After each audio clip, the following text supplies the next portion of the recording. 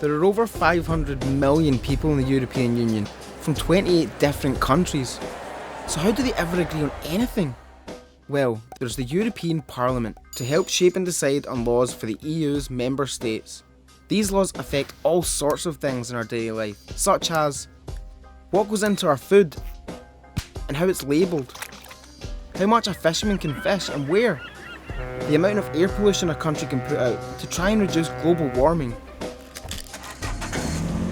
laws that allow us to move freely anywhere in the EU, so if we want to go to uni abroad, we can.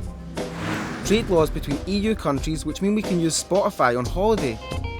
Rules that mean our data can't be sold or given away without our permission.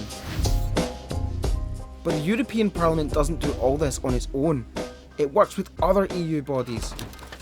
Imagine it's a bit like a bike, with 4 parts all working together.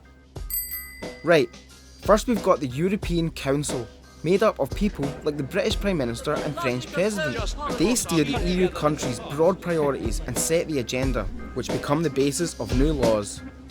Then we have the European Commission, which acts as the framework. Made up of one person from each country, chosen by their governments, they manage the day-to-day and draft new laws to be voted on. So that brings us to the European Parliament. Made up of 751 members, known as MEPs, who are democratically elected by the citizens of the EU, which includes us, the British public. Each country has more or less depending on their population, and it's their job, together with the other wheel, the Council of the EU, to help decide on which laws get passed and which don't.